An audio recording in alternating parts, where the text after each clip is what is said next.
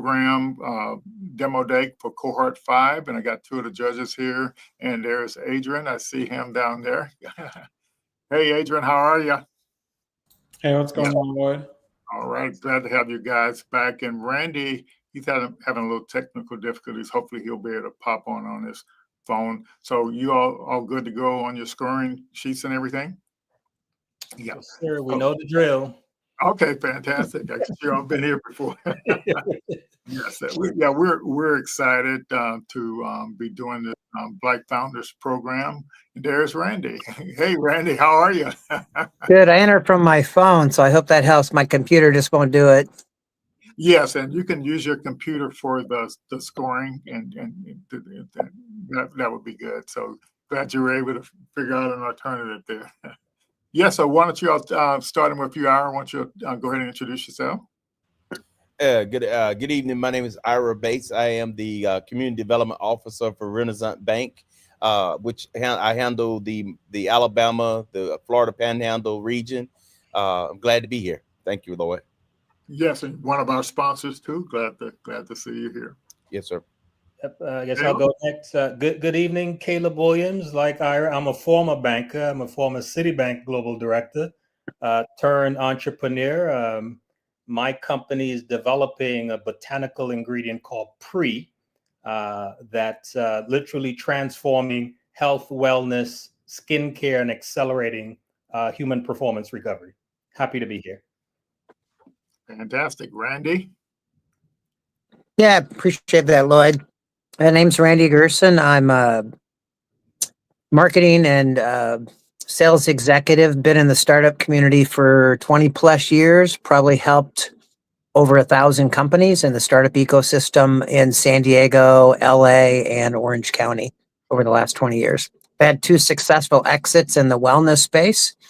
So Caleb, funny you mentioned that, so I can talk to you a lot about that space and the challenges and opportunities in that space. Brilliant. Look forward to it, Randy. All right, sounds good. Adrian? Save the best for last, Lloyd. I know that. Yeah. What's going on, everybody? My name is Adrian. First and foremost, I'm a founder of a startup called Tap In, where we use AI to help people network smarter and more efficiently. And I'm also the founder of 30 Days of Product, where I work with from idea stage right up until Series A founders and startups with anything from product development, product strategy, and execution. So I'm excited to see some of the cool products here today. Oh, that sounds really great. Glad to have you all here. Well, the founders have been going through our 30-day business model design class, where they've been stress testing their business models, and today they're doing their what's called a business model story pitch, and it's supposed to be able to communicate what they're doing clearly and concisely, and so they can get the help they need to move forward. So with our program, we're just trying to get people ready at the top of the funnel, so because there are a lot of programs out there, and there are a lot of offerings for founders that founders don't have to pay for, but in order to unlock those opportunities, they have to be able to pitch their business model clearly and concisely. So that's what they've been working on, and so we're glad to have you all here to give them some feedback on their progress. We got two of the founders. One founder has launched, and she'll be last, and then couple of the founders are kind of like in the launch phase, and then we got one founder that's just starting out, and so there'll be a nice variety of pitches there for you all in different industries. So that's a good thing. Got a little variety here. So I want to make sure you all know if they don't cover something, or if they run out of time, that you all be sure and ask them about that, just so we can give them a chance to articulate what they're trying to do. We look forward to everything. So Lloyd Jr., you got anything you want to share before we get going here? Well, first off, welcome, judges. Thank you all for being here today. I appreciate you. Some of you have seen me many times before. And some of you, this is the first time. Welcome, Randy. And so one of the things I would like to say is that each founder has 3 minutes to pitch. Judges, you have 5 minutes of question and answer with them. And after that, then we will go into the judges' deliberation. During that time, we encourage our audience members to stay online while I have a brief interview with our founders about their experience during cohort 5. We're so grateful to partner with Florida Power and Light to make this event possible. And so we want to personally highlight them. And we'll have a few more announcements as we go along because there's more cohorts to come afterwards. But I'm so excited for these founders, and I'm excited to see you all again and partner with you all. Yeah, Lord Junior, you're exactly right. So we got another cohort 6 is the applications are open for that right now. So if you're a founder out there, go ahead and fill out the application to get into class. It's starting, I think around the 8th or something next month. It's starting pretty soon from now. So, and then once we finish that cohort in early September, we're going to be starting the 90-day program where we teach the founders how to sell what they're building. And so we got quite a few slots for that. So we want to make sure people take the 30-day class so they can be ready for the 90-day class. So 3 of the founders here tonight are going to be walking away with a $1,000 prize. And then we got to have another demo day like this on the September 11th, where we're going to be awarding 3 more founders a $1,000 prize. And then at the end of the 90-day program in December, we'll be awarding $5,000 in prizes. So it's a good opportunity for founders that are just getting started or existing founders to kind of hone in on their craft, to get in a position to take advantage of some more opportunities that are out there. Judges, you all got any last minute stuff you all want to say before we get started? You're good? All righty. All right, Lloyd Jr., it's all your show. Okay, I'm going to remove our judges from the floor, and then we will move forward with our first founder. Thank you. So to get started, we are going to have our first founder. I just wanted to say before actually we get started that the cohort 6 starts August 12th. So you have a little bit of time if you do want to sign up to be a part of the Florida Black Founder Program. You have August 12th is the first workshop, and that's a Tuesday. All right, that being said, I think we're about ready to get started with our founders. Our first founder is Marquita Tyson with Gopo Koloko. Gopo Koloko. All right, welcome, Marquita. How are you? I am all right. Can you guys hear me? Yes, we can hear you wonderfully. Okay, Wonderfully. Your time starts now. Blessings. I'm Marquita Tyson. I am the founder of Go Poco Loco, your premier event booking platform. I've been on every side of the event world, from performing as a music artist to hosting to working as a photographer chasing down clients who'd go ghost me. That's why I created Go Poco Loco, an app built specifically for event vendors like DJs, cooks, decorators, and venue owners. Our motto now is we don't chase, we replace. After COVID, everything shifted. People stayed inside. The internet became the main way to do business. But most event vendors are still stuck using flyers, word of mouth, and Instagram DMs. So Go Poco Loco brings in all into one modern platform, so you can be seen, be booked, and get paid without begging for visibility. So what's at stake?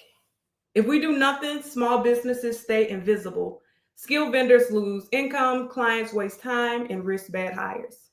If we act now, local talent gets seen and booked. Small businesses grow and thrive.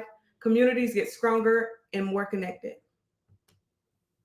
The problem: vendors like DJs, cooks, and photographers are invisible. Clients waste time chasing people down. Flyers, DMs, and word of mouth aren't working. The industry needs a better way to connect. So what's the solution? Go Poco Loco. It's a mobile app made just for event vendors, all in one place to be found, booked, and verified. Clients get trusted talent fast. Vendors get visibility, tools, and bookings. So what is our unfair advantage? We're built for the culture by someone who lived it. Focus only on event vendors, backed up by real community, trusted, and in-person boarding. We don't chase, we replace. So our revenue models are for event organizers. They're free. They're eligible to get on and book the vendors that they would like to have at their events, no cost. When we officially launch, it'll be 6 months free for vendors to get in and gain some clientele on the mobile app. And then after the 6-month trial, it will be $99 annually or $19.99 a month. So here are some of the key metrics.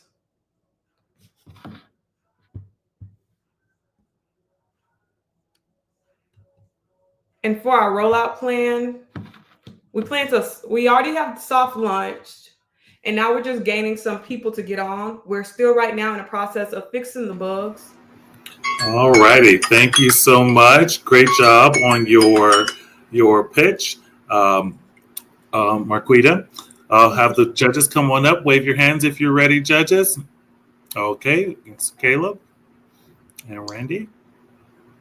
Yep. So, Marquita, thank you for the presentation. It was really enlightening and it's fascinating because I'm involved in doing some events and I always have difficulty finding vendors. So I like what you're doing.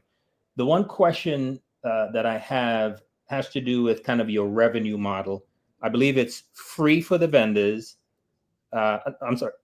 For the event organizers. Free for the organizer, and then it's 6 months that you're doing free for the vendors. Is that correct? That's and then you start a subscription model.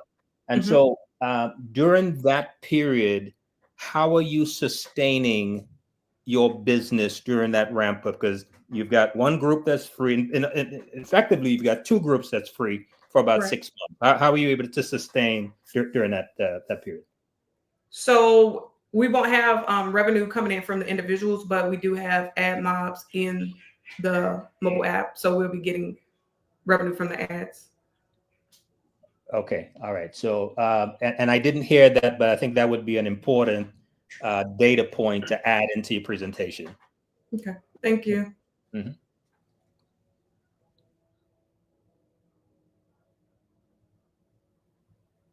This is Randy. How you doing? Hello. How you doing? Hi. Good. A couple things. Just on what Caleb said, to add one thing to it. If you're depending on ad revenue in the beginning, have you calculated how many free members you need to actually generate revenue for ads? I have not. So that might be something you might want to calculate in there, because until you get enough inertia of population, even if it's free, to advertise, you need to have, like price per thousand, how many eyeballs you're getting in front of to actually generate revenue from ads, especially on a new app. You might want to take a peek at that and where that might start for you. Just to add on to the last comment. And then how do you compete with companies like Gig Salad? I feel like we have a different approach because this is only for the event entertainment industry. So I don't know everything that Gig Salad have, but this is specifically for events and entertainment. So I don't know if they different from. Yeah, so I would take a look at them. They actually do a lot of the things that you mentioned. Okay. So I'm trying to see what the differentiator would be between a well-established platform that's already out there that has a lot of members versus a startup, and how you would go head to head with a company like that. Okay. Thank you. Yeah, no worries.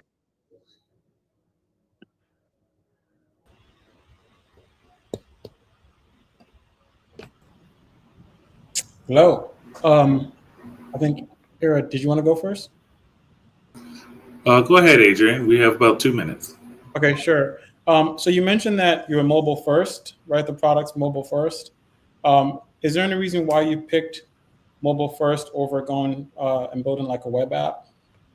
So at first it was supposed to be a web app, and then everything that I added on to it, they said it was going to be too much for the web application. So we shifted to a mobile app. Okay. One thing I would say, you need to consider the user journey. Most people are going to search on Google for vendors, right? So it's really important that your product and your vendors are indexed on Google, and that's a logical path for someone to download or at least sign into your product. And then you can introduce the mobile app afterwards. If you're going from, web straight to mobile, that's a big jump. And a lot of people don't take that leap if they're just searching for something, right? So just keep that in mind.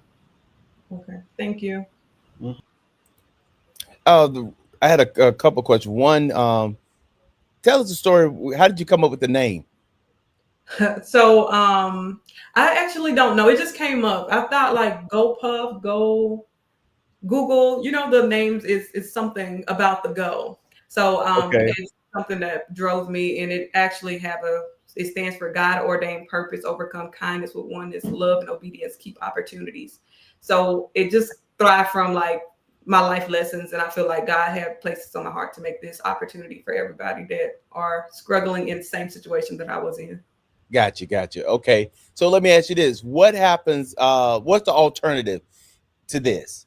If I don't have this, to go to book and to, so what are the other alternatives out there that I would turn to? I see they said like thumbnail drive, something like that. I know y'all are answering these questions so well, but I got it coming, but I apologize. All right. Thank you so much, Marquita. A wonderful presentation.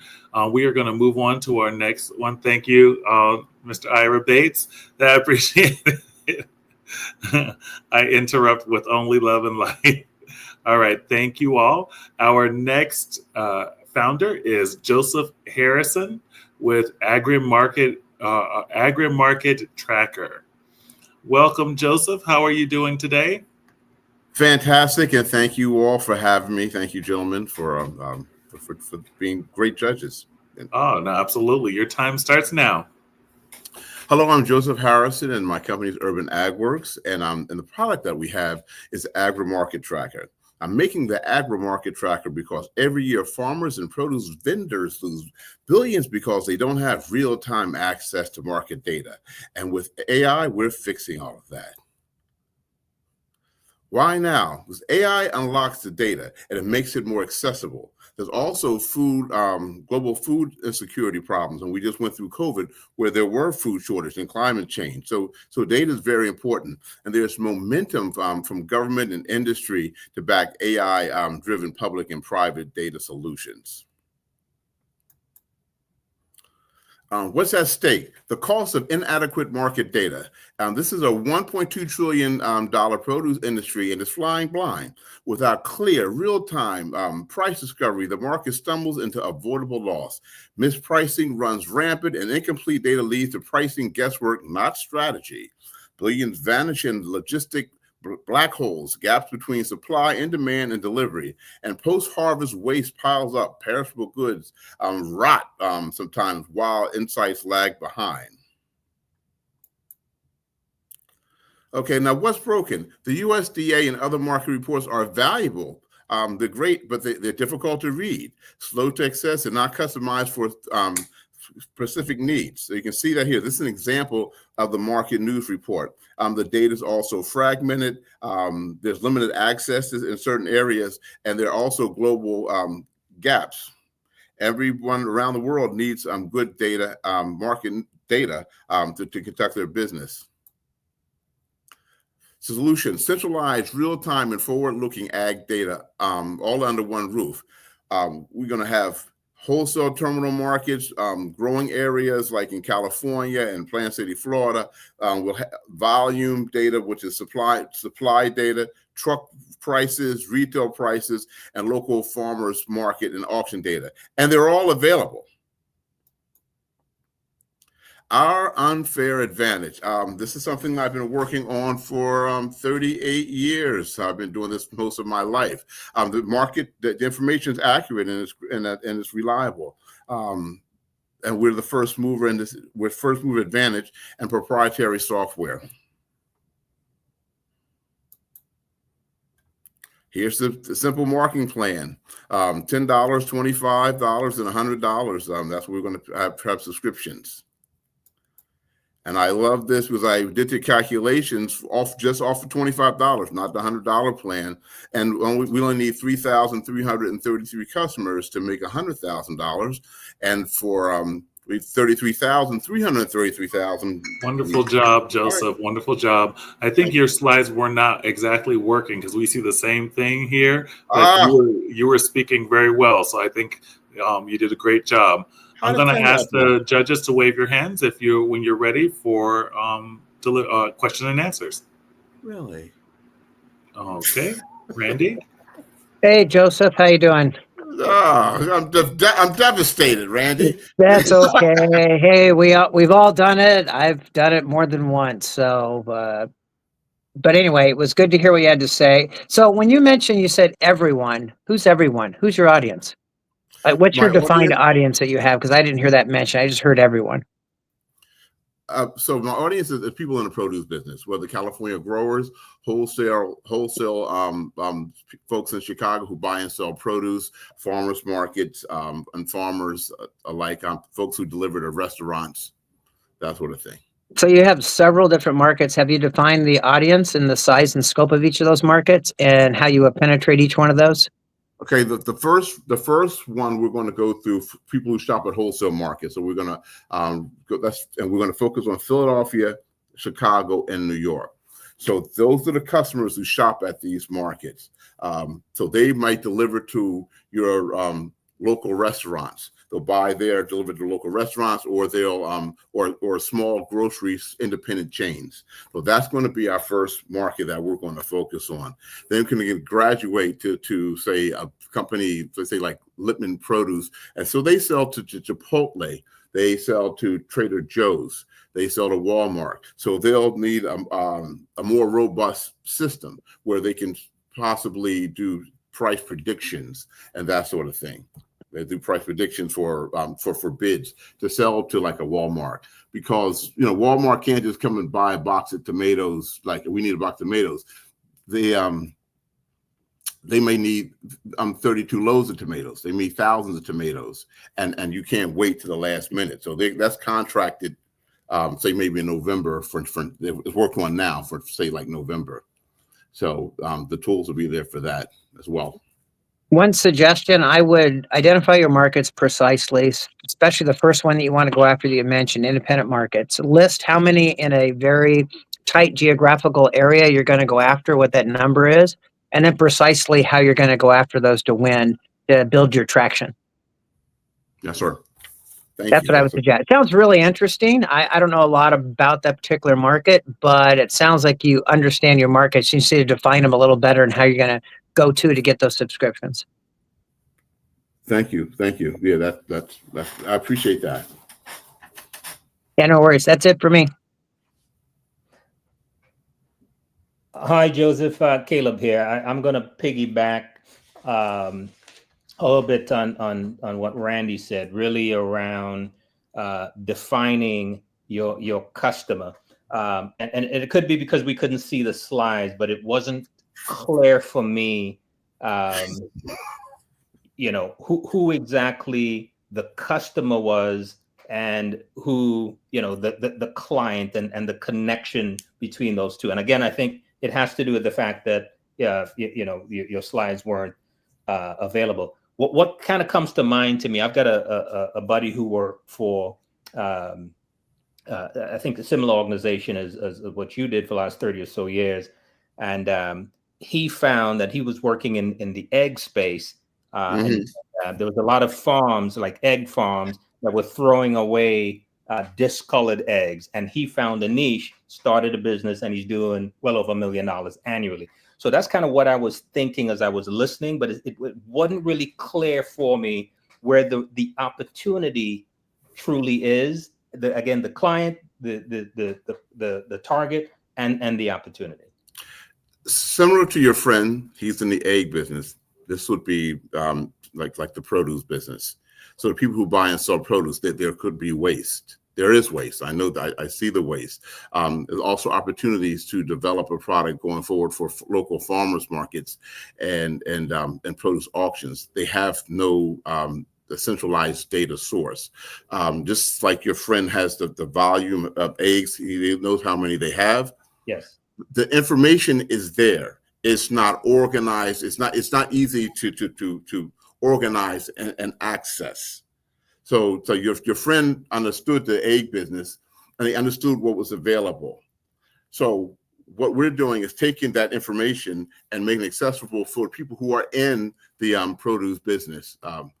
Per se, similar to what your friend's doing and the egg business. So he knows there are eggs that are rotten. He knows that there's an oversupply, and he found a niche for them. Yes. Okay. All right. Okay. So we're just providing market data, market Right. information, so people can make better decisions, make it easier.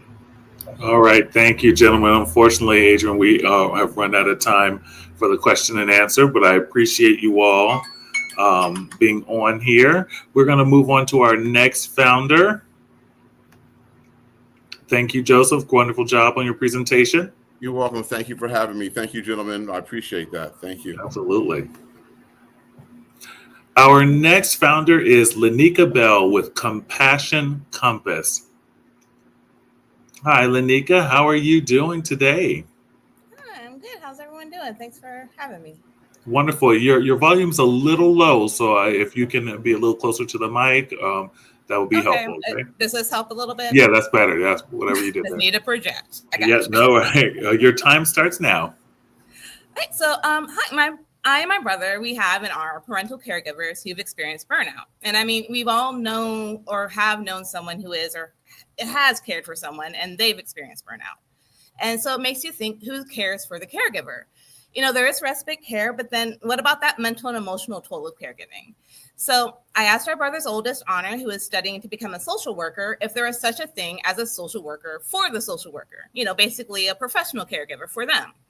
Honor pointed out the real problem wasn't having someone care for them. It was actually not realizing that they've been hit with compassion fatigue until it was too late. And that's what started us down the rabbit hole to Compassion Compass, a way to catch that before it catches you. Now, a prime example of how burnout can creep up is by looking at how fast public health workers and community caregivers are burning out since the pandemic. Social workers are quitting, and 70% are citing compassion fatigue as the reason. And the cost is staggering. We're losing $35 billion annually to turnover and disrupted care.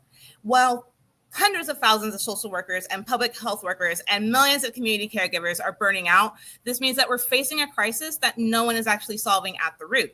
Because when I actually started researching this online and what was out there, I saw Honor was right. There's no early warning system that actually speaks the language and understands the stigmas associated with being a caregiver. So enter Compassion Compass and our unique compassion receipts concept. Think of it as turning emotional labor into data points. Daily tap check-ins will power our AI to detect stress patterns. Then it'll send timely nudges before they hit a wall. It'll be trauma-informed and privacy first. And our competitive moat will hold this market by bringing the first movers in predictive burnout technology, targeting the care culture. Plus, as our community grows, our AI gets smarter at recognizing the subtle patterns of compassion fatigue. Now, to help attract and grow that community, our revenue model begins as DTC, tiered pricing, where we're going to average about $144 per year per customer. And we'll also generate revenue through anonymized data insights and B2B offerings like workshops. And then to get this average per customer, our primary metrics to watch will be referral rate and retention. We want to maintain retention above 80%, and for our referral rate to jump at year 2, then that's to reflect the trust we'll grow in the community. Now, to get there, the phases of our rollout strategy focuses on building relationships and not expensive marketing. We're going to start with deep user testing, then launching with the AI after 12 months, so that by year 2, we are building partnerships with professional associations and starting to receive requests for enterprise licensing. Now, our validation first approach, for that, our current team consists of a data engineer and IT professional with 30 plus years experience, my sister, a workplace culture success advocate, myself with 7 plus years experience, a National Association of Social Workers awarded student, mentioned earlier, and access to diverse wellness advisory wonderful job. I appreciate it. I hate when I have to interrupt. You're speaking so well. All right, judges, if you all are ready for the Q&A, we'll get our time started. Okay, Caleb? Fantastic presentation, by the way. Really love this. What is the, I know you didn't get to the ask. Could you tell us about the ask, please? Yeah, so we know what we need. We need basically to finish our team. And so we're looking for $150,000 to get the team going, improve our traction. But we're also open to any type of mentorship or anything for anyone who's interested in seeing this succeed. So, you know. Okay. All right. Thank you.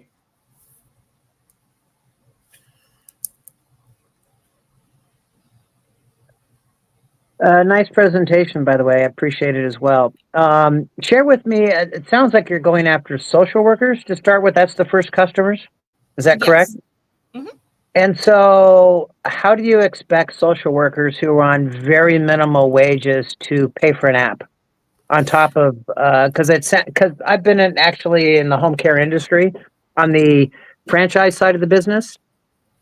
Like, Visiting Angels and companies like that are national franchises, and talk to a lot of caregivers. And I agree, they do a lot of burnout going on. So I agree with the problem. I'm just trying to figure out how your solution will help a group that makes even less than they do. Yeah, so I was actually looking into possibly trying to do a sliding scale model with pricing based off of income verification. That's going to get kind of complicated.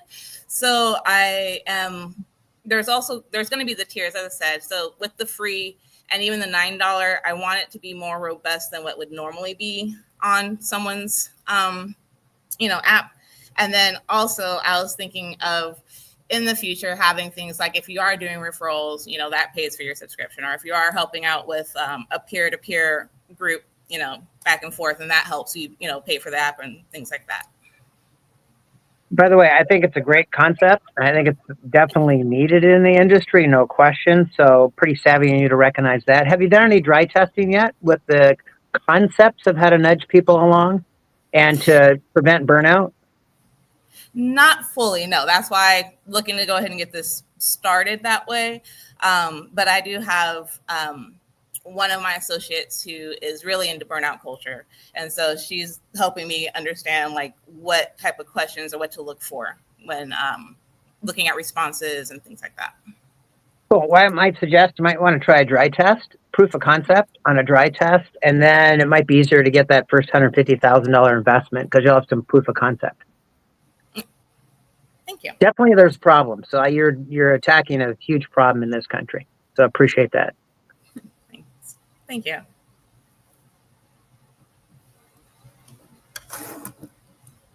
Really good pitch. Question about the pricing, and have you considered taking the angle, right now you're B2C, have you considered going straight B2B via insurance companies and get insurance companies to pay for this product as a perk? I was actually looking at different models for it to be straight B2B. I didn't know if I could get it scaled that quickly because I wanted to, start small with the testing since I haven't started at all. And so, but that's definitely why I wanted to do the B2B eventually. However, I do definitely understand the insurance because working in, HR myself, I know when it comes to all the extras when the EAPs and your benefits, this type of thing is something that would help with the retention and everything. So, yeah, I just think that revenue wise, I think you're going to have it'll be a longer sales cycle for sure, but I think you'd have way more success going B2B than B2C because it's a mobile app. Downloads is probably like $3 to $5 per download at this point. So you're going to spend a lot of money in acquisition. Those users might not convert. But if you go B2B, you can just get insurance companies to pay for this as a perk, and then you get paid out immediately, right? Irrespective of whether they use it or not. Obviously, you want them to use it for sure. But absolutely, your revenue first, and you're making bigger deals versus going after the consumer. But great presentation. I would love to see your product design at some point. So please reach out on LinkedIn or something, and I'd love to take a look. Thank you. Thank you so much. All right. Yeah, one other comment to add on to that. It's a great comment about B2B. That's why I mentioned a couple of the franchises. I just got out of working with a client in that space. And even though B2B may take longer, you only need one pilot program at one national franchise and you're off the ground and running. Yeah. Thank you And so it's a much. lot higher conversion rate. Yeah, thank you so much, Randy. Thank you so much, Lenika. Wonderful presentation. We're going to move on to our final founder, and that is Miss Sabrina Simpson with PIE, Pi. All righty, Sabrina, are you there? Can you hear me okay? Hello, hello. I'm here. Can you hear me? Hello, Sabrina. Hold on. We cannot hear you talking if you are talking.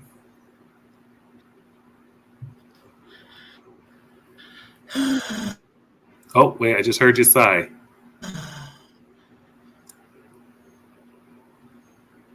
Sabrina, are you there? Can you say something for us?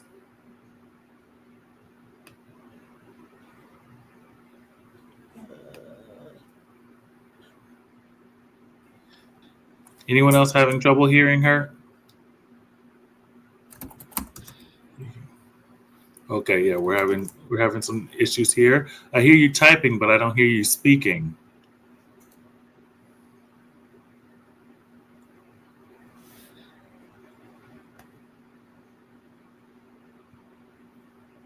Yeah, I see it. I'll give her a quick call just to see what's going on. Okay, yeah. So give us a few moments. We are going to go ahead and show a brief commercial to kind of get ourselves started and see if we can have her back up here momentarily.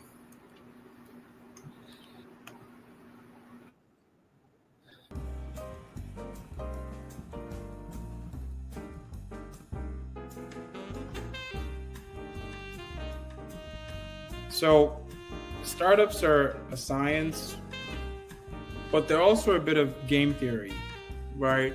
And oftentimes, what do people want to be a part of? They want to be a part of something that's moving around. Did y'all hear me? So at every step of the way, when you're talking... Well, I mean, Lenika, Adrian, and Harrison. All righty. Sabrina? Yes, I can hear you now. Is that you? I don't know.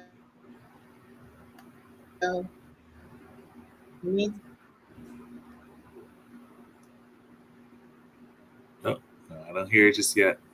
We'll go back to our thing. One moment, please.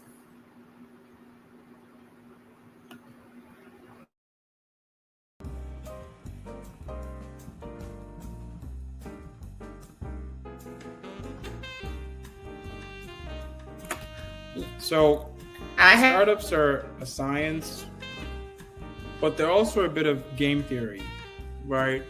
And oftentimes, what do people want to be a part of? They want to be a part of something that's moving around, right? So at every step of the way, when you're talking to somebody, co-founder, investor, ecosystem, checking in with Lloyd, it's got to seem like something's happening. There's got to be a beat to it, right? So even when you're pitching a co-founder, what you don't want to say is, oh my gosh, we've been frustrated, this app's not working, the last guy didn't really build it properly, and can you come help us? They're going to be like, oh, it's so great. Why don't you have a long line of engineers wanting to join this team? What you want to say is, I'm scheduled to pitch at Startup Grind. I'm scheduled to pitch at 1909. I'm doing the Lloyd Startups on the Block pitch competition soon. We're moving really fast right now. We're super excited. Potentially, we're looking to raise $2 million for our first round. I'm talking to investors right now. I'm having conversations, and we just want to get this MVP done so we can get ahead of all this. That's very different. That's a very different explanation than, hey, I'm frustrated, come help me build my startup.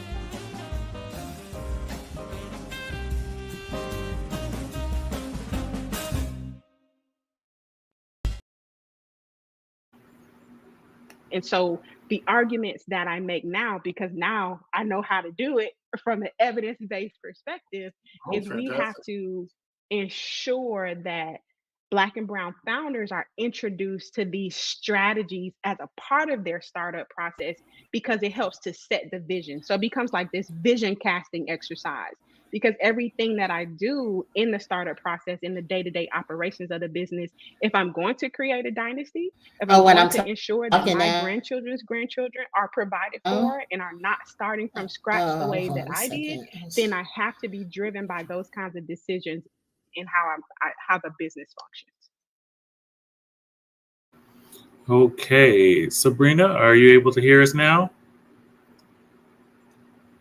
If you can go off mute for a second and see if your microphone is working.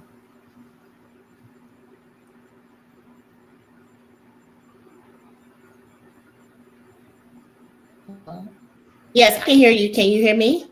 Yes, well, go ahead and get your time starting. One moment, please. And 3, 2, and 1. Your time starts now.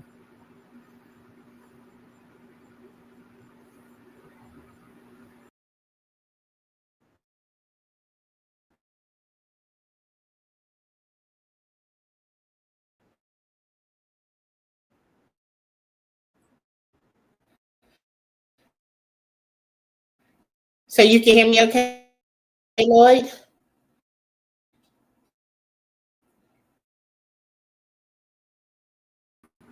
Yes, we can hear you. Go ahead and get started.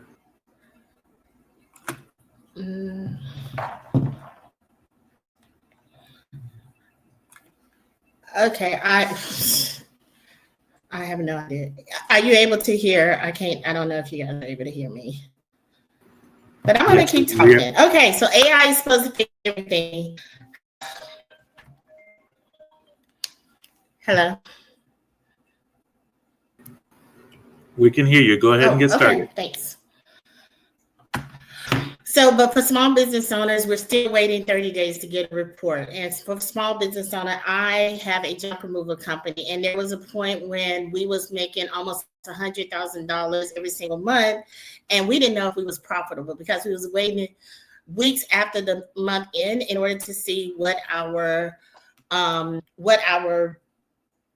if we lost money. Revenue was up, but we didn't know what was going on, and that affects not just us, but millions of business owners all throughout the company, all throughout the country. And what's the problem? Well, traditional accounting software systems and the way that things are set up currently is that you make the money, you pay your expenses, and then you find out weeks later if you was profitable, what your margins are. Or you just don't do anything because you're overwhelmed, or you utilize spreadsheets that are complex.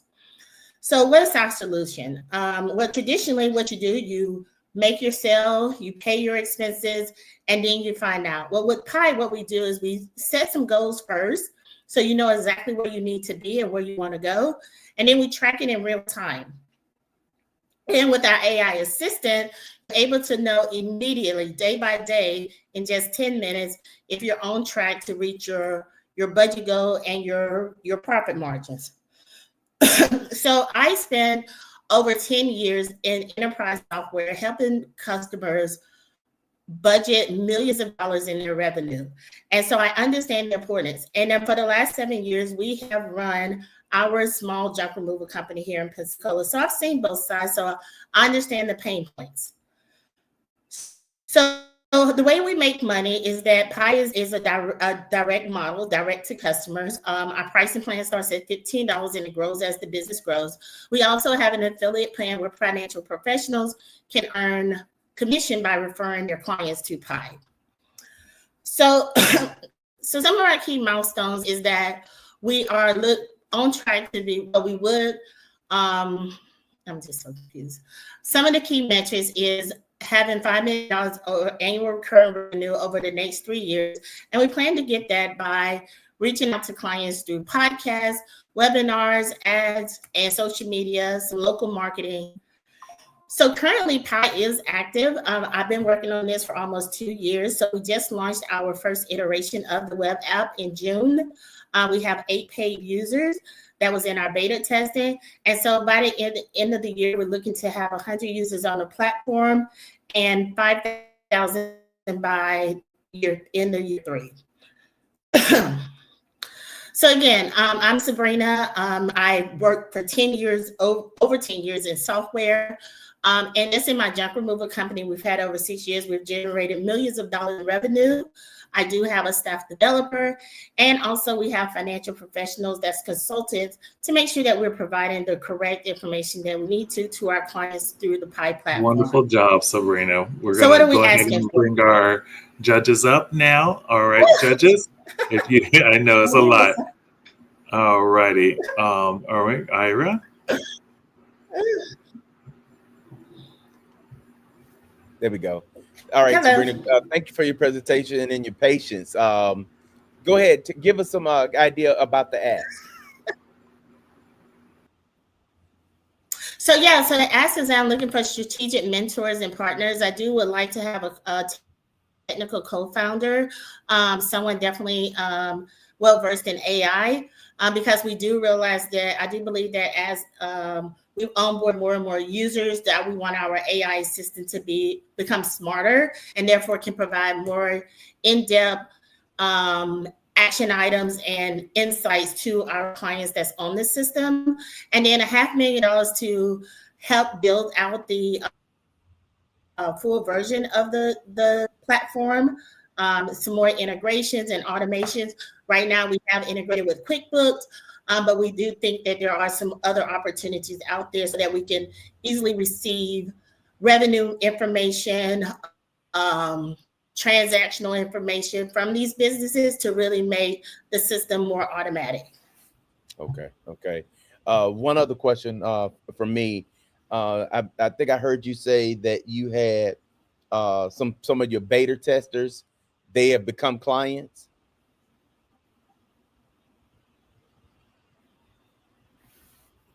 Can you hear me? Yeah, so I initially had this idea over 2 years ago, and I started working with a group of small business owners who was making money. We can't make payroll, this, that, or whatever, but we're, making money every single day. And so once we launched the first version, which was just last month, the 8 of those users have already signed up.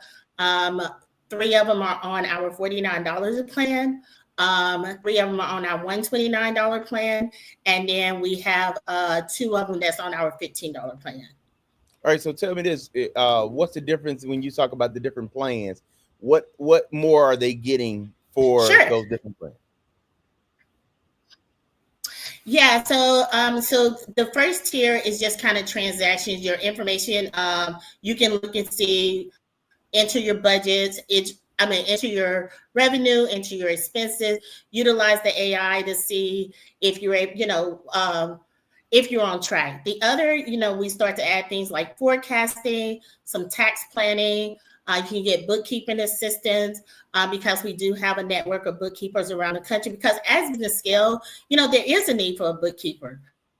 There is a need for more robust kind of financial management, which we realize. And you get more transactions. You get the ability to add more users to your account, additional businesses, or perhaps other streams of revenue that you have company. And then we have the cleaning business, so we can keep those things segregated. As you scale up, you can keep those kind of streams segregated in there, so you can track to see which income source is profitable and which one isn't. Okay, well, thank you, Sabrina. And then we are able to customize plans as well, but we don't have anyone on a custom plan yet. Okay, thank you so much. Hi, Sabrina. Thanks for the presentation. I'm just going to kind of piggyback on some of Ira's comments. Hello. So clearly, by the way, there is a problem. I know, Ira's a banker, and sometimes those of us who've been in the industry, we kind of think that everybody understands, the financial system. Mm-hmm. There's no doubt there's a problem. What I'm trying to understand, though, is, all right, so if I'm paying $99 for QuickBooks, now I'm paying you monthly $129, and I've got to pay my bookkeeper, maybe $400 or $500 a month, or whatever that is. I'm just trying to. It's unclear for me the value add, right? Because sure. So one of the first things. So a lot of business owners that we reached out to weren't doing anything. They're not using QuickBooks. QuickBooks, you have to have 67% market share, but you still have these 33% of businesses out there that's not using. We were almost $1 million a year company, and we weren't using anything because it was confusing setting up QuickBooks. I had it, and I was so confused on how to set it up. I even went in trying to manage it. The problem was not necessarily that QuickBooks is there. It's the way that the system is. And so you're just entering your numbers. You're just entering. Thank you so much, Sabrina. You did such a great job. Caleb, you did such a great job. Really nothing but we're going to have to go ahead and cut you off here. So thank you, judges, and everyone for your deliberation. You're not the only one. So, so I appreciate you all the founders. Give them a round of applause for all their hard work today. Some really eloquent speaking. I'm so impressed to see what everyone has been working on. I'm going to now invite the judges to go for their deliberation. Lloyd Senior, do you have any feedback about our artists, or our founders, excuse me? I was just going to make sure we got the judges back to click the deliberation room link, and I'll meet them back there. So who's still here? So Caleb, and head on back, click that deliberation room link. Randy, same thing. So it's the whereby link. So go ahead and click that, and I'll see you all. Adrian, you can go ahead and click the link as well. Ready? Okay, so I'll let you have it, Lloyd Jr. But like I think from the founders, standpoint, it's like real important that you can see all the things can go wrong with the technical difficulties, and so always, like look at, so Caleb and Randy, I'll be over there in a second, so just go on the other link. Alrighty, but I just want to make sure everybody understands that you can't take nothing for granted when you're pitching. You have to be prepared. And I think too, if you have two screens, computer screens, you can see and share that screen, you can see, but when you settle for one screen, you have to switch between tabs in order to do it. So you're cheating yourself if you don't set up properly to pitch. Because like Joseph didn't see his slide turning, and that was the reason. Alrighty, so I'll see you all over there. Bye bye. Alrighty, thank you, Dad. So in the meantime, I'm going to invite our founders to come up, and we're going to have a quick little debrief to talk about our experience. So thank you all again. It's such a wonderful job. Welcome, Joseph, Nanika, Marquita, and Sabrina. Welcome, welcome, welcome. Bravi tutti. Great job, great job. So I know it's a lot to come in and to pitch for 3 minutes. It's never enough time. So I'm just going to say that when I cut you off only with love and light. And I just want to commend all of you. I will say, out of all these that I have done, you all were very, very well spoken. And so I felt like we could hear clearly what you were talking about, all of your presentations. So I just want to get a feedback from you all. How do you feel? You can just come off of mute when you like to speak and just let us know how you're feeling now having pitched. I'm gonna need Sister Lanika's stress app right now. Right. Oh, y'all get a free subscription. Yeah. I'm gonna need to go to Sister Marquita's party events. One of the events. No, honestly. And have some fun. That's what I'm after the slides didn't go. That's what I need to go to the party event. Yeah. Put some money from Sister. I need Sister Sabrina's app to keep my money right. Oh yeah. That's what I was thinking. I think that everybody had a very good creative feel, and it's very necessary. But I mean, maybe I do have some competition that I didn't know about. But I think it was a great opportunity for me to even be on something like this, because I always watch like elevator pitch and Shark Tank and stuff like that. So it gave me a feel of it. And this is my first time ever pitching. So to win something, so it's very different. And I am very thankful for the opportunity. No, absolutely, absolutely. I think all of you all did a wonderful job, and even being Marquita, that is your first time pitching and doing this. Yeah, you just doing it gives you the kind of fervor to see, like, okay, what do I need to work on next time? Now, what I want to kind of chop in through and add. And I noticed that one of the biggest things that was asked almost by every judge for all of you all was about what is your ask. What is your ask? You notice that was the number one thing that they kept asking about. So finding that space to say that, how do you all feel about where you put that inside your presentation? And do you feel like the story overshadowed that? What do you think took so long to get to the ask? Well, in our business model that was set up, the ask is the last slide. That's how it's. That's how we're supposed to go off of it. And I didn't even know 3 minutes passed by so fast. So I think I might took too long on my background story and didn't get to all of the rest of the slides. So I feel like that was my problem. Yeah, no, great insight. Anyone else?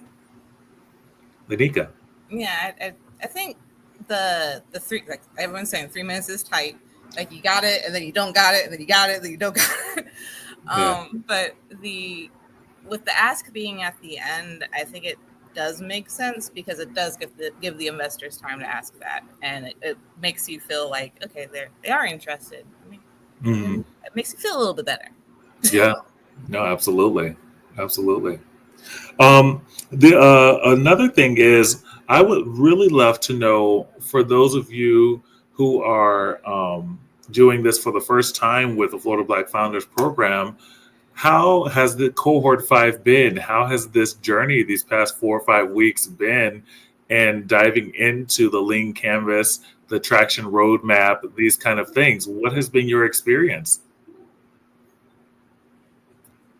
Well, if I can speak, I didn't actually get the whole 30 days. So. Oh, wow. You're like, I jumped in halfway through and I just got in here. So your dad actually met me over at the collab. I was doing the pitch, just pitching it out, not for any winners or anything. And he just invited me here. So he was like, I think you should do this. It's going to be a great opportunity. And he said, some things I didn't know was available, which I didn't. So I said, you know what, I'm going to go ahead and give it a try. And I got it done in about 3 weeks. And so it was very pressuring. And at a point I was just like, yeah, I don't think I'm going to do it. So to be here and do it, it's a complete thing that I know I needed, because I want to keep growing my business and excelling. So it was just a lot of pressure on me, I guess. Yeah, absolutely. Joseph?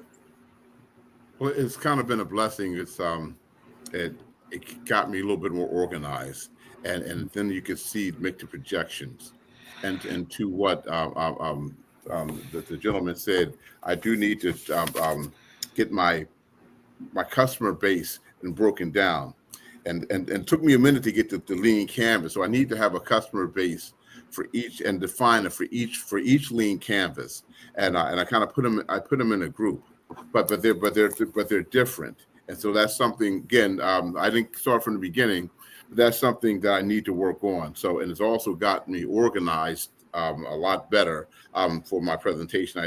I put one together a little while ago, but it took me to another level of presenting with the slides, and it put me in some type of structure which I needed, and I'm very grateful for. It's been a blessing. Yeah, no, absolutely. Lanika? No, it was definitely educational. It was a good way of, and like Joe was saying, it was a way to get organized and a way to get everything in order. It was kind of funny. My sister and I started out with a totally different idea about dogs and ended up here because of going through like the desirability and the viability and everything. So Yeah. And then it landed here, which was, I think, a better choice possibly. So. Yeah, no, and I think one of the things that people always find, we try to sum it down these 30 days in the fact that you're trying to pitch how your business works, how your business makes money. That's what you're going for in this first pitch.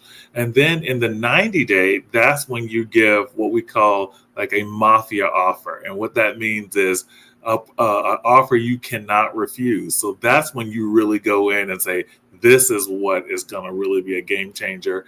And we usually expect by the end of a 90-day accelerator that you have you're working towards a minimal viable product, so that way you can really get out there and test it and sell it with your first phase of customers if you're not already making revenue. So I think that's really exciting to see you all finding that this process of the lean canvas model is really helping really be clear about how you should present that. Because 3 minutes is all you really need to get through those things. Now, I will say, first, I want to commend you, Joseph, because even though your slides weren't working, you spoke so eloquently. We were not even concerned about your slides. I, as a matter of fact, didn't even know your slides weren't working till like a minute. You almost had a minute left, and I was like, oh, crap, his slides aren't working. But I was just listening to you speak, and so I was following along with how you were working. So I just want to commend you on that. I know you were a little like, oh, I failed, but that's not how we perceived it on the outside. We thought you were really speaking very well. Oh, yeah, the slides failed. Yeah, it's all right. I'll live. Yeah, I couldn't believe it because we had tested it before. Mm-hmm. And so I'm looking here. So it's two screens. So I got two screens, like your dad said. But yeah. Who knows? Who knows what happened? Too much. Yeah. No. I just wanted to really commend you. Well, thank you. Yes, and Lanika, I will tell you, my mother and I have just had to host a family member for 3 months in caregiving mode. As soon as you started talking, I was glued in the whole time listening to you speak, because it's like you said, it's something that's so needed. And I love that you have a team. Can you speak a little bit about how far you are with your particular startup and your team? Because it sounded like you had several people already working with you. Yeah. Well, yes, and yes. Not far at all, honestly. It's one of those things, like it's talking and gathering everybody right now. And so, yeah, I do have the team is. So 2 slides were open. Oops. And then she has that data engineer background and IT. I like that my nephew Honor was able to come and let us know like what was the issue, and then they got excited and they're like, oh yeah, I know someone, my professor, and yada yada. So there's been like just this, it kind of caught on, and talking to different people, it's kind of like, yeah, I'm interested, let me know what happens, let me know what's going to go on. So yeah, so the demand is there. Demand is there, and I think that's what you're going to find is that the moment you start talking, people are going to be clued in, because they at least are like 1 or 2 people away from knowing somebody who is in the direct caregiving role. So I think I think everybody knows somebody. Yeah, absolutely. Now, Sabrina is not a stranger to Startups on the Blocks. And so I wanted to see if Sabrina, now having gone through a cohort before, how do you feel about what your experience was, without all the technical stuff, your experience pitching this time, and what do you feel like you've improved on?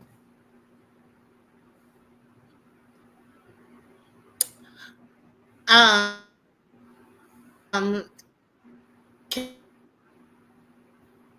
you hear me okay? Yes, we can hear you. I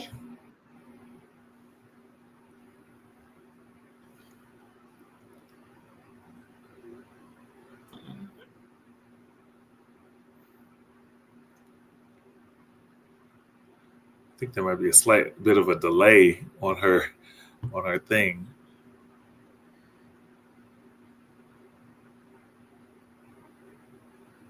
Oh.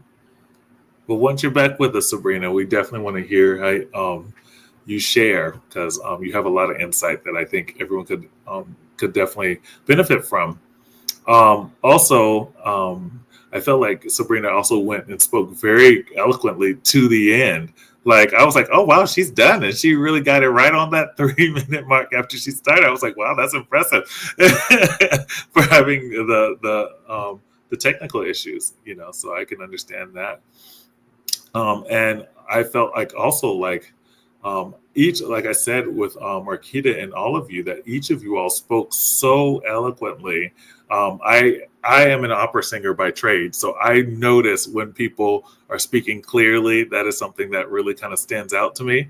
And so the fact that you all were so eloquent is a testament to when you put together your stories and your presentations, that it is effective, and how you're presenting it is effective. So I just want to commend you all on that. So how many of you are interested in possibly doing a 90-day accelerator now that you've gone through this 30-day? Yeah, I would like to too. As long as I get a head start, I want to hop in again at the end. But as long as I get in, it sounds interesting. I know you guys said something else starting in September. What is that? Yeah, the 90-day accelerator for this session starts in September, and it'll go to the end of the year. So that's why we say, like, we want to make sure that you all get an opportunity to really speak. I want to give you all some parting words of encouragement to other founders who might want to be in your position. Give us 1 or 2 sentences of encouragement that you would like to pass on to those following in your footsteps. Marquita, you can go since you're starting. Right. I would say keep the faith. Keep pushing, because, I never thought I'd be right here where I'm at. And, it's a huge achievement. And take that first step. Whatever you do, don't do it. Do it. Don't not do it. Do it. Put your actions behind your words. Mm-hmm. Awesome. Lanika?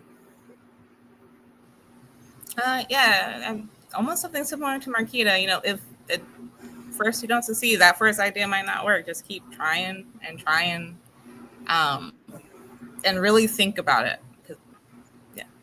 Just really think about it. No, I love that. Joseph? Yeah, keep the faith. Adam Clayton Powell said, "Keep the faith, baby. You just got to hang in there and trust the system. Trust the system. It works. It definitely works." Awesome. And Sabrina, if you can get in there, you can type it in the chat as well if you're having some issues there. Definitely leave us with some words of encouragement. With that being said, I'm going to let Sabrina put some stuff in the chat there. She says, don't give up. Sabrina Simpson says, don't give up, you guys. So with that being said, I'm going to allow our founders to take a seat a little bit, and then we'll invite our judges to come up and discuss about the deliberation. Yeah. So what we're going to do here is kind of go through each person in order that they pitch and give them some feedback, and so listen up all the founders so you can kind of get the constructive feedback. It's all constructive, and just the judges are trying to give you some guidance that can help you take the next step and go forward. And we'll be working with you all to with the feedback from the judges and to help you kind of move forward and get you all ready for the 90-day cohort that's actually coming up in September.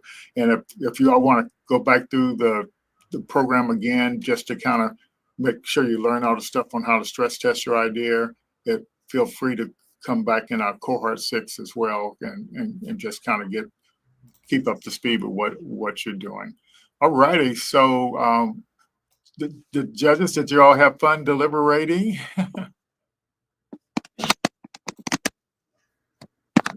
Yes, I'm assuming you did. Okay, so first we want to give who was first that came up there. That was It was Marquita. Marquita, yeah. So let's give Marquita some feedback. Yeah, the only feedback, Lloyd, I have for Marquita is really know your competitors well, know what other alternatives, and even if they don't seem like a competitor, everybody's a competitor. That any software, any app that can book somebody, whether it's only a cook or it's everybody you need for an event. And even apps like Eventbrite, who have sub apps that support off of them.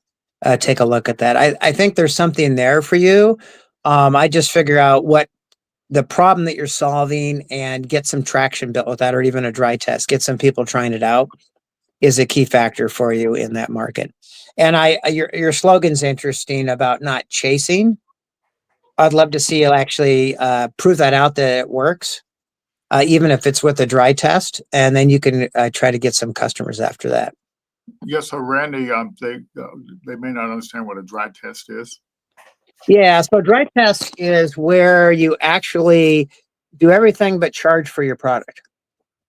So you basically do what your product's going to do without actually having people even do it in the app. They might do it outside the app. And you show that the steps they're going to go through in the app, they can go through offline, and then you can put it right into an app and automate the process. Because that's what an app does. It will automate something that you've already proven to solve a problem. Yeah, that's a great explanation. Sounds similar to a concierge MVP. Mm-hmm. Yeah. Yep, very similar. And there is, by the way, I've had very small splashing in that industry, and I agree there is trouble finding all the pieces to an event, and getting people to show up for those events and the appropriate things. So anyway, that's my encouragement to you. And like Sabrina said, never give up, because every business goes through multiple pivots before they have success. So just know whatever you think you might have as a company now might look in a year or two completely different. I saw Adrian shaking his head. He knows this. He's seen this happen. So Adrian had a comment about the cost to get somebody to download an app. So Adrian, you want to elaborate on that a little bit more? Yeah, sure. It's expensive, right? And I think when you are looking at app versus web, you got to look at the frequency of use, right? Mobile apps are things that we use every day. Your instance is, I might be looking at it once every 2 weeks or when I have an event. That's the first thing. The second thing is you want to track the user journey. The user journey is we all go to Google or now GPT and we say, find me a photo booth near me, right? And so from there, now imagine that user clicking your company link, and now it says download an app to go find somebody. They're going to go no. They're going to go back to Google and look, right? I'm not saying don't have the app, but signing up on the web is a soft ramp to get them on the platform first. And then when you hit them with that welcome email, it's like, oh, by the way, did you know we have an app for easy access, right? So if you're building, depending on the platform you're building on, whether it's React or Flutter, there are frameworks that you can use to then ship it to the web as well. But I would highly recommend that you host on the web too. Okay. All right. Good. Anything else for Marquita? Yeah, just one other comment having to do as you look down the road. We discussed in the panel. We'd like you to consider, as you're kind of thinking about your company name, a year, 2 years, 3 years down the road, assuming you've got many hundreds of customers, thousands, the name that your company has, is that something that is that is easily remembered?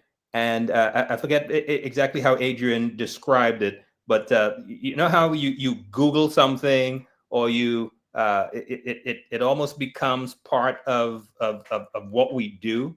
And so just as you're thinking about, we understand why you put the name together, but just kind of think about it from a futuristic perspective as people trying to use that name and recognizing your company. Okay. Thank you. All righty. Okay, next, I guess we'll get Joseph up here and give him some feedback.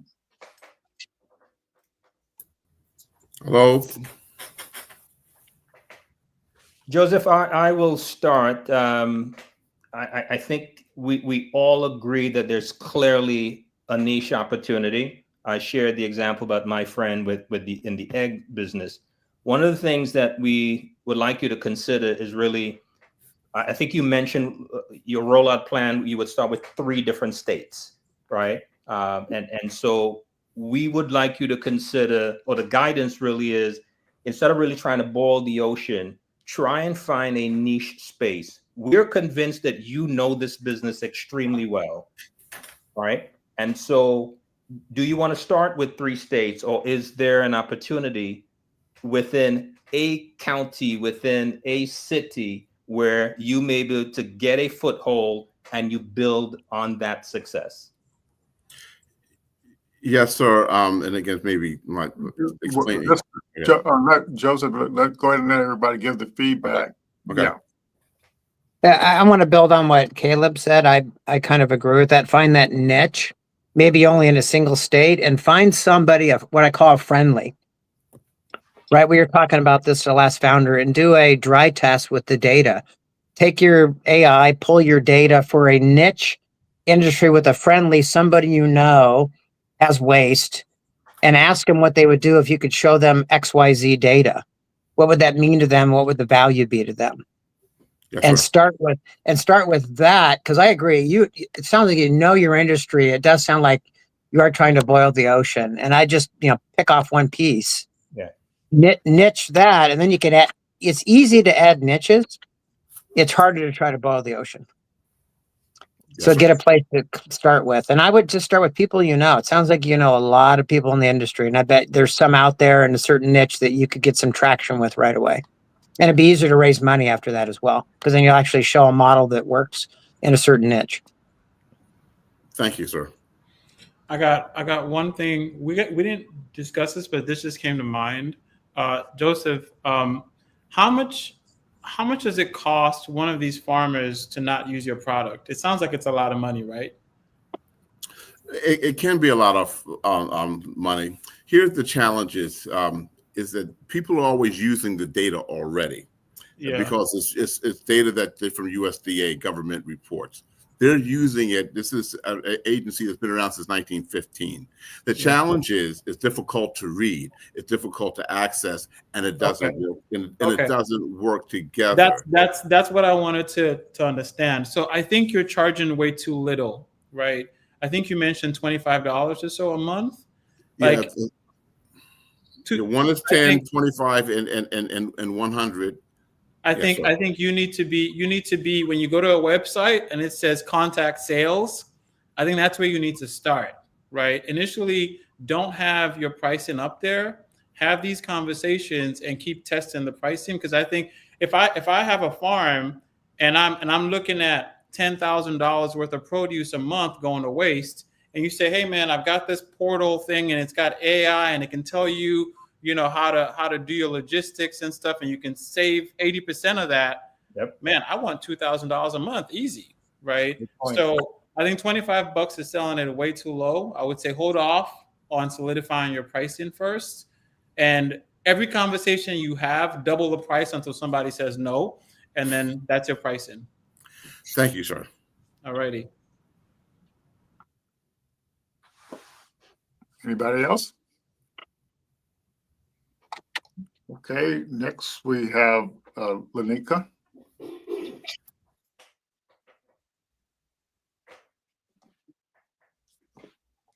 Okay, judges. Hi, Lanika. Thank you for your pitch, by the way. What I didn't say is definitely after my heart. I have a father who's 90 plus, still alive, and a mother who's 88, and I actually caregive for them right now. With my sister. This is why I understand the industry pretty well. And we bring in part-time caretaking, which has been a challenge. I myself have been burnt out. I just went through a 2-week stint with my dad, so I understand the burnout. Didn't think it happened to me, and it did in 2 weeks. So I think the advice that we were giving you, and Adrian brought this up first, I think it's great advice, is I would look at B2B. I would, just in my opinion, abandon the B2C model. I don't think it's enough money in it to start out with. I would go after maybe not the social workers as much because again, tight model. I'd go after the national chains and franchise. It's literally multi-billion-dollar industry. So I'll just name a couple of companies. Brookdale and Atra own the assisted skilled nursing facilities. They're huge. They're expensive to get into. That's the top end. And then you get into the franchises. There's probably, well, there's at least 20 that I'm aware of. And I've talked to probably 15 of them in the last year and a half. So what I'm trying to say is I'd be happy to give you some of my advice from my point of view offline. If you want to connect with me on LinkedIn, feel free. And happy to have a conversation. There's no cost to you, just me giving back to you, to give back to the community, to do right by my parents. I'd love to give you some advice on that. We could talk about further things down the line, but love to do that right off the bat. Anyway, that's my feedback, is go to B2B, find a pilot. You might even get one of these companies to partially pay for your ask, and then they're going to want part of the product. And I say that because the other company I was helping, that's exactly what they did. They got one of these national franchises to help pay for the product. Awesome. Wow. Thank you. Thank you for that. I appreciate it. I definitely will be in contact.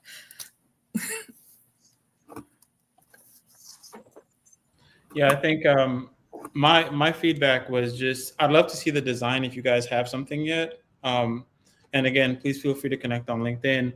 I think your product is incomplete, right? It works very well until, at least the concept of it, until somebody realizes that they're burning out.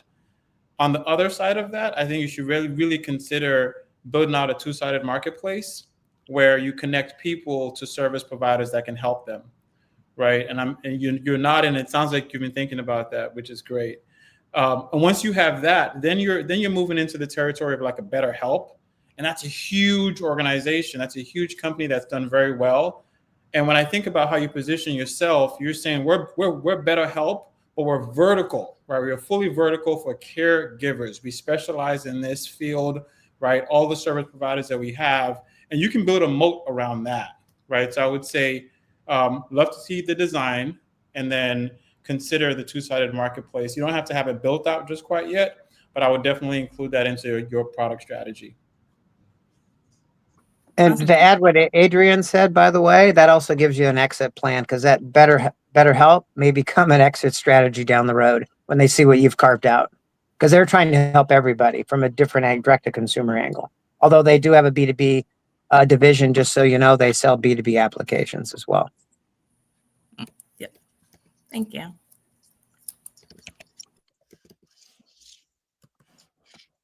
Anybody else? We'll move on to Sabrina then.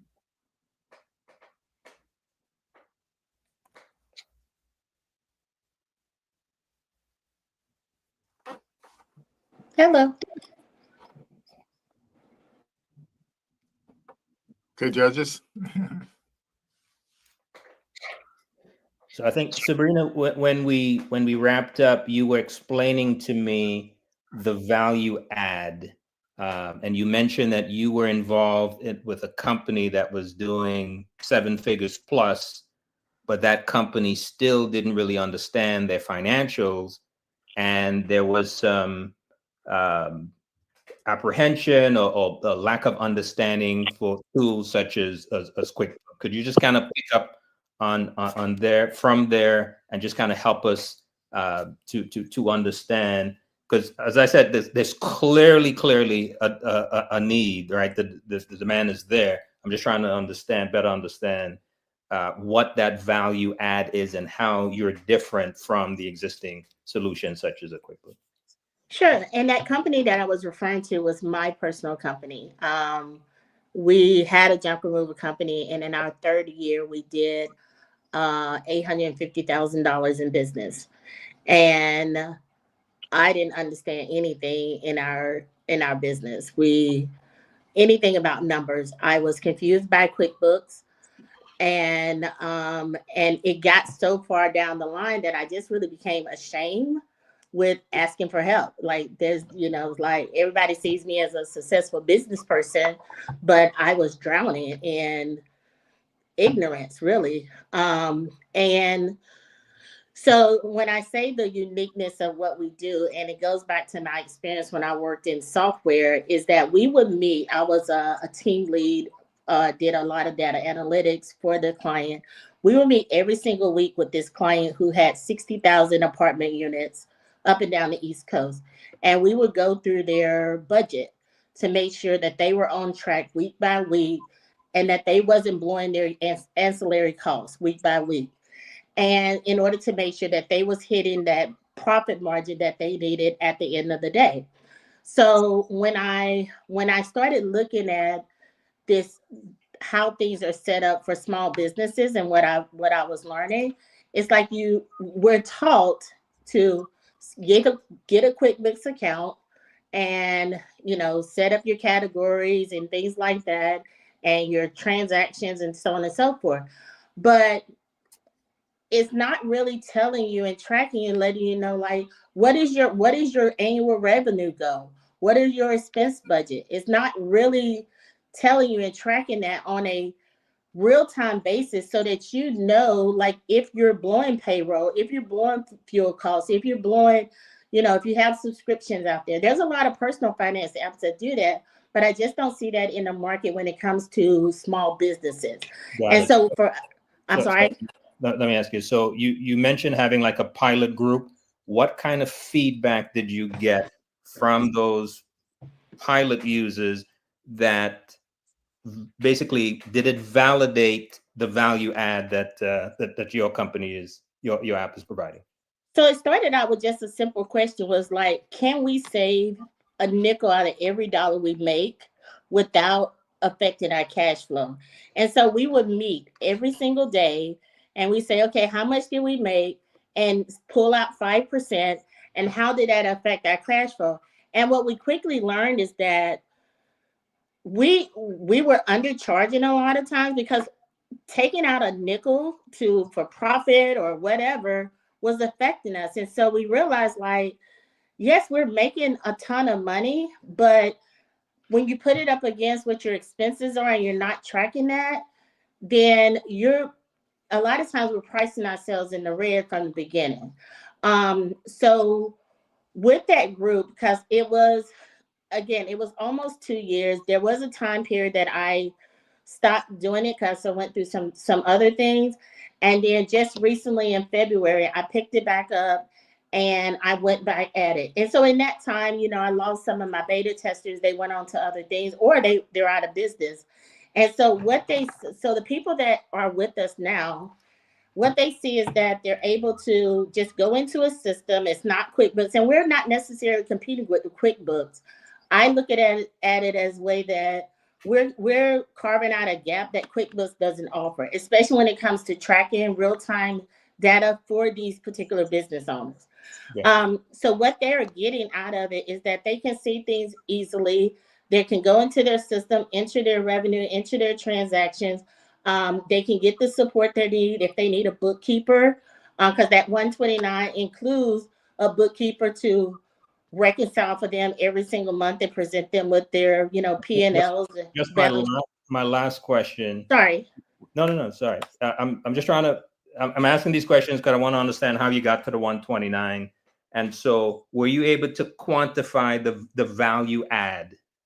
So, in other words, did you ask the question, how much would you be willing to pay on a monthly basis in order to have the benefits of this service?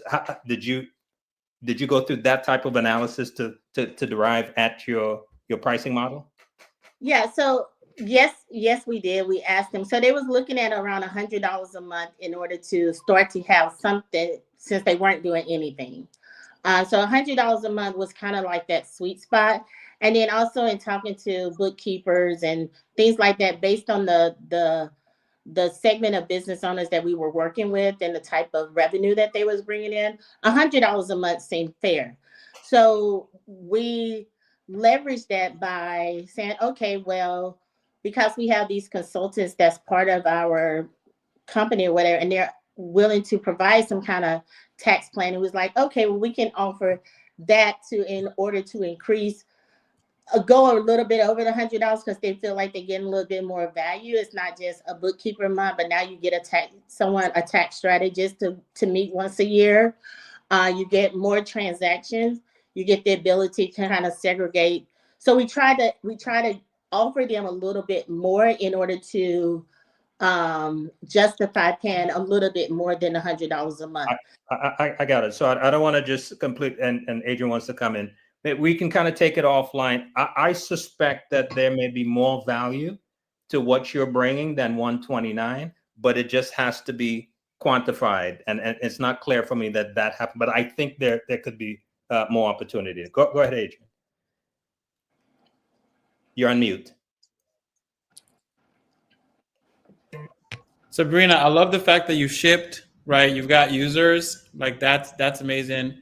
Talk to me about the product interface, right? From what I can picture in my mind right now, I'm seeing you log in, you connect your data sources, right? And this AI tool sits on top of that, and you can query that using natural language. Is that correct? So the iteration that we have now, we built it on Bubble.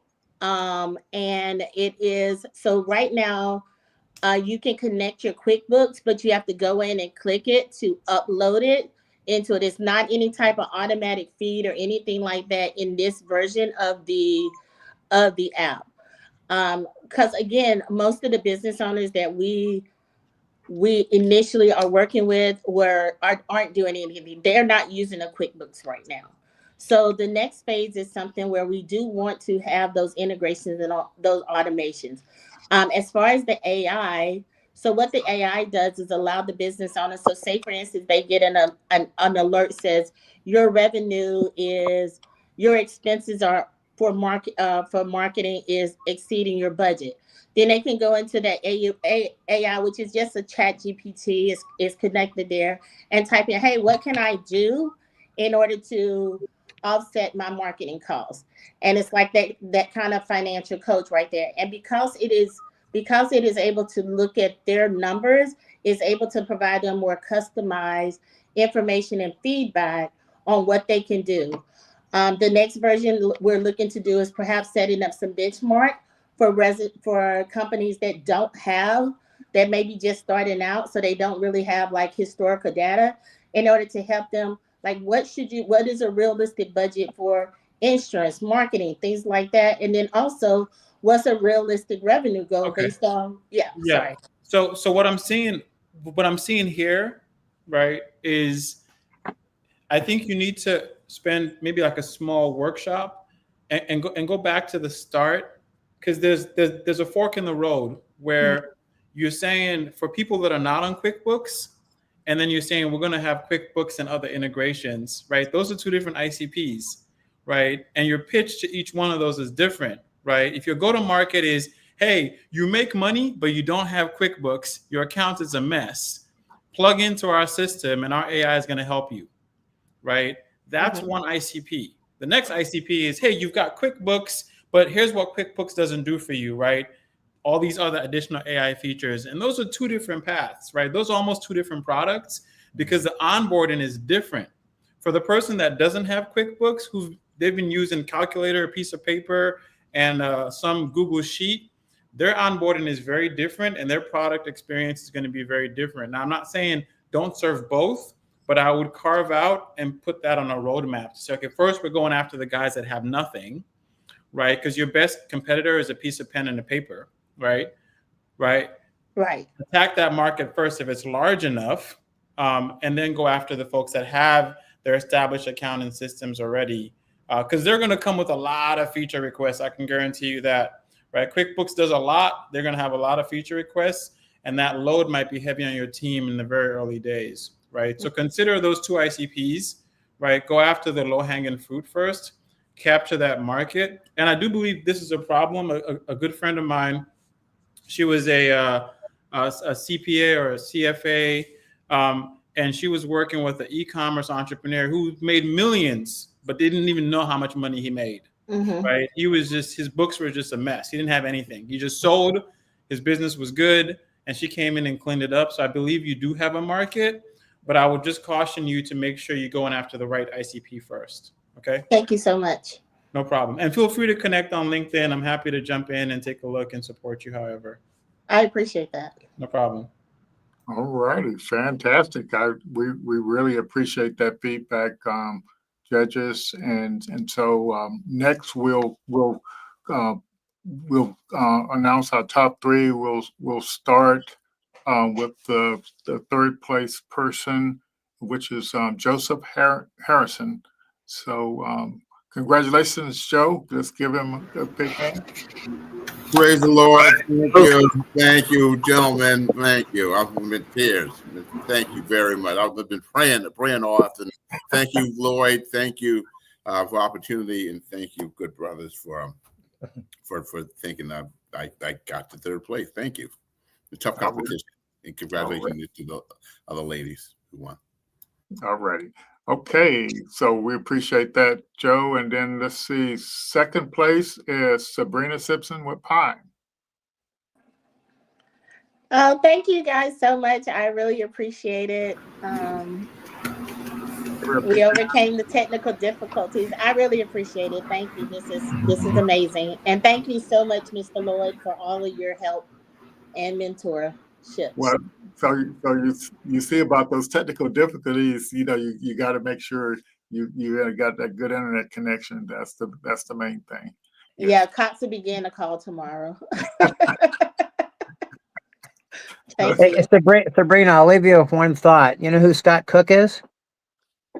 I don't know if He founded Intuit. Oh, okay. And my business partner was the head marketing person for TurboTax before Intuit bought them. They were ChipSoft here in San Diego, where I live. And Scott stood up in front of his team and said, "Here's who our competitor is." And you know what he was holding? Adrian should know this one, a number 2 pencil. That's who you're going after. I think Adrian nailed it when he said that's the ICP you go after. You're going after the pencil. Mm-hmm. Yep. Thank you so much. All righty. And our first place winner is Lanika Bell with Compassion Compass. Go, Lanika. Congratulations. You're muted, Lanika. Thank you so much. I appreciate it. Yeah. So, Lanika, Randy shared his story about caring for his dad. I was in Baltimore last week. I have a sister who's dealing with dementia and Alzheimer's and so forth. Me and one of my sisters spent the weekend. I was exhausted after a day. Okay, so we get it. It's a problem, and if you can help to solve it, God bless you, and however we can help. Thank you. Yeah, so need it. Yes, everybody knows somebody. If it's not even you, so. Yeah. So I think Lanika is a perfect example how actually, following the course guidelines and really working hard. She kind of did a little overkill, but she'll get that. But I definitely take the feedback, and judges, I really appreciate you all taking the time, and I'm glad we had time so you could actually give the founders some constructive feedback, and so we can actually help them with that feedback you all gave them to help them kind of move forward. Yeah. All right, look forward to talking to you some more, Lanisha, down the line. Yes. All righty. So I guess won't hold you up any longer. Virginia, did you have something you want to share? I'm just so proud of all of you all. Congratulations. It's such a pleasure to see you all at this part. Judges, we did have a conversation about who wants to join the 90 days. So I expect to see a few of these faces here in September to join that accelerator. But the last thing I do want to say is notice how you putting yourself through the fire to do these pitches. Now you're also put yourself in a networking spot. So many of the judges are willing to connect with you and to make your startup be a success. So I just hope that this is just only the beginning for all of you. Whether you're getting granted a cash prize, or this is the first time or not. everything that we do in this moment is to help you grow and to see you to fruition. So thank you all again, and thank you, judges. This is such insightful feedback. I think you all hit the nail on the head and on so many things that you were saying, and we appreciate your help. Yeah, and I want to congratulate Marquita in coming in, like a little late into the cohort and working real hard to kind of pull things together. And I think she definitely will benefit from you all's feedback. And so that's great. Thanks again, everyone. We'll see you all back in September for our next September 11th demo day. And so we'll be rocking and rolling. Hopefully we'll have a few more founders to pitch. Thank you all so much. We really appreciate you all. Thank you. Have a good one. See everybody. Good night. All right. Bye, guys. Yes, good night. Good night.